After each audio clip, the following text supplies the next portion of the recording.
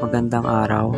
Ako at ang aking kagrupo ang magtatalakay sa Quarter 2, Module 3 ng Araling Panlipunan. Kaya tara, samahan niyo kami. Aralin 1. Kalagayan at suliranin sa isyu ng paggawa sa bansa. Ilang milyon ang magagawa sa Pilipinas at sa bilang na ito ay samot-saring mga suliranin ang kanilang nararanasan. Ang manggagawang Pinoy ay patuloy na humaharap sa iba't ibang uri ng suliranin at hamon sa paggawa araw-araw. Una rito ay ang sektor ng agrikultura. Ano nga ba ang sektor ng agrikultura? Ang sektor ng agrikultura ang pangunahing sektor ng ekonomiya ng Pilipinas. Pinagmumulan ng mga hilaw na sangkap na ginagamit sa sektor ng industriya para makagawa ng bagong produkto. At narito naman yung apat na suliranin ng sektor ng agrikultura. Una, kakulangan sa patubig. Pangalawa, pag-convert ng mga lupang sakahan. Pangatlo, bagsakan ng mga produkto mula sa TNCs. Pangapat, pagkawasak ng mga kabundukan at kagubatan. Alam mo ba na ang bilang ng ating mga magsasaka ay patuloy na lumiliit?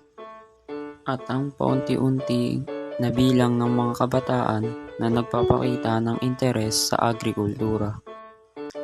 Ayon sa nakuwang datos ng Department of Agriculture, ang agriculture courses ang nagiging huling option ng mga mag-aaral sapagkat karamihan sa kanila ay nagnanais na makipagsapalaran sa Manila kaysa magsaka sa kanilang probinsya. Ang sektor ng industriya ay kinabibilangan ng makina. Ito'y taga-proseso ng mga hilaw na sangkap mula sa agrikultura tulong ng mga makinarya. Sa pamamagitan nito, nadadagdagan ng kita ng bansa at napapasigla ang ekonomiya.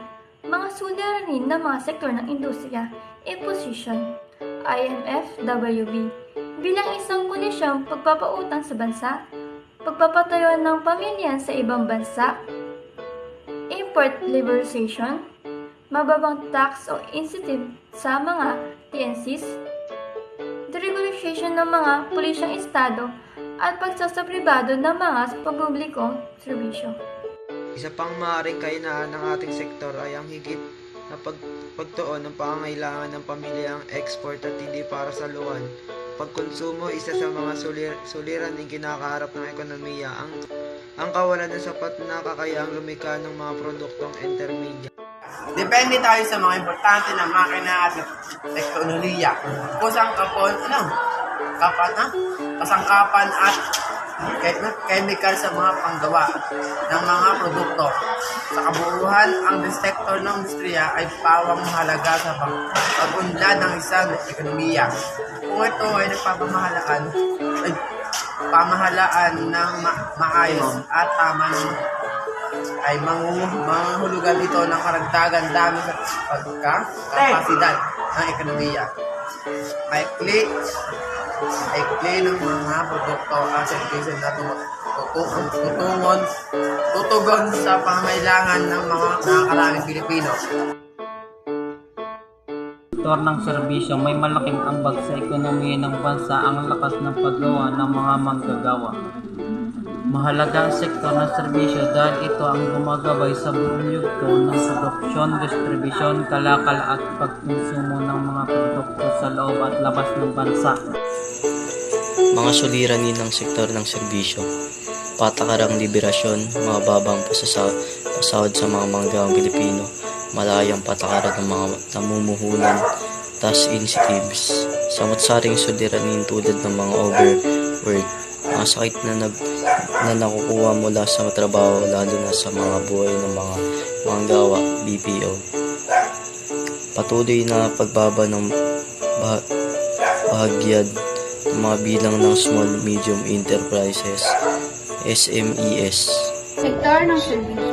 Dagdag suliranin din ng mga magkakaong Pilipino sa sektor ng serbisyo ang brain drain, kung sa unti-unting nauubos ang mga profesional na manggagawa dahil sa pangingibang bansa sapagkat mas mataas ang sahod at mas maganda ang benepisyo na naghihintay sa kanila sa ibang bansa.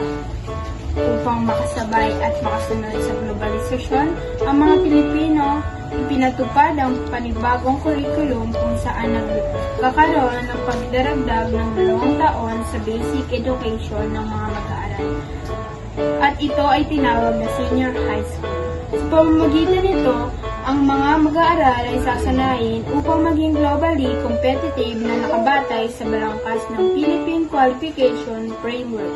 Sa ganitong paraan ay makakasabay tayo sa hamon ng globalisasyon. Atin namang tuklasin ang 4 na haligi para sa isang disente at marangal na paggawa.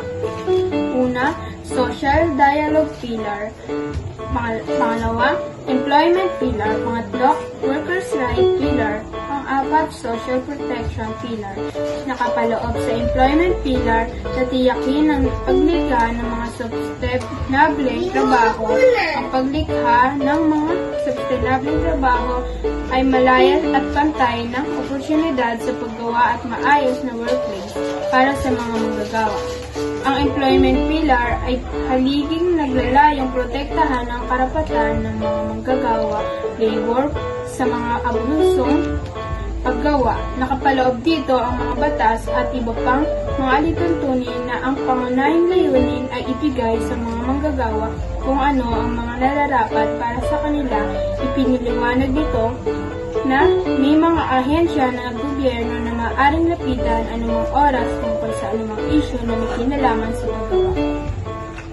Pangalawa, ang workers' right pillar ay naglalayong palakasin at siguraduhin ang paglikha ng mga batas para sa paggawa at matapat na pagpapatupad ng mga karapatan ng mga manggagawa. Kapaloob naman sa social protection pillar na hikayatin ang mga kumpanya, pamahalaan at mga sangkot sa paggawa ng lumikha ng mekanismo para sa proteksyon ng manggagawa, katanggap-tanggap na pasahod at oportunidad.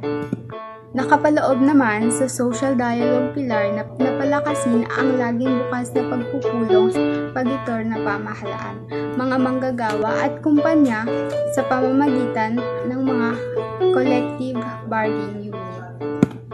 Maraming salamat sa pakikinig ng aming presentasyon mula sa Group 1. Goodbye.